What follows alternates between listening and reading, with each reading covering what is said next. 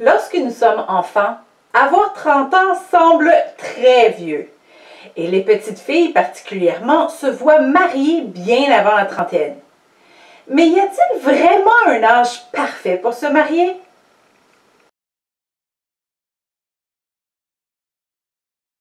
La réponse est évidemment non.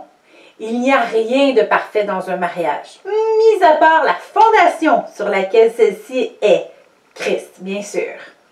Il y a des avantages et des inconvénients à prendre cette grande décision de vie, peu importe l'âge.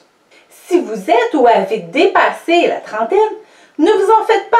Il y a des avantages à dire « oui, je le veux » plus tard dans la vie. Lorsqu'un couple est encore aux études ou qu'il est fraîchement sorti de l'école, la décision de se marier peut être plus facile. Il est plus aisé d'abandonner un passé lorsque ce passé est encore très court. Jeunes, nous vivons déjà dans une forme d'insouciance, de grands changements continuels.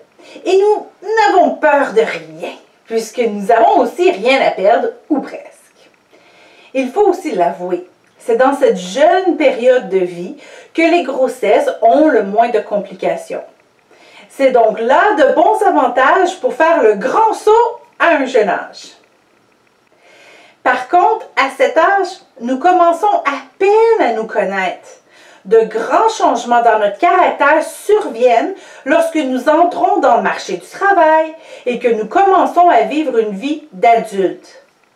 Avec toutes les factures régulières qui s'installent et des revenus plus stables, c'est aussi une période de changement financier.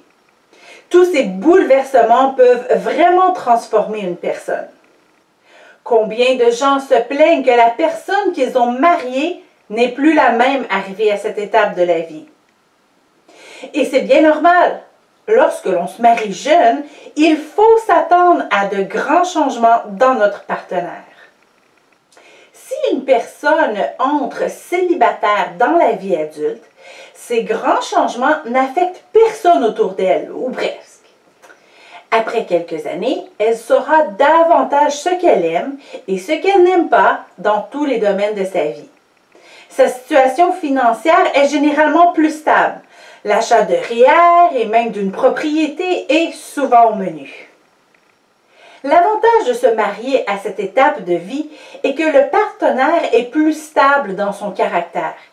Il y aura moins de surprises après quelques années de mariage. La gestion des finances étant une matière acquise, ou du moins il serait profitable qu'elle le soit, la planification financière d'une vie à deux sera aussi plus simple. Par contre, puisque les acquis financiers sont déjà là, de part et d'autre, il peut être plus difficile pour une personne de les partager à un conjoint ou un conjoint.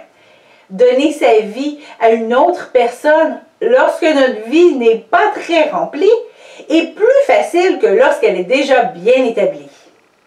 Et cela vaut aussi pour toutes les petites habitudes qu'une personne acquiert durant ses années de célibat, qu'il faudra alors négocier ou abandonner en présence de l'être aimé.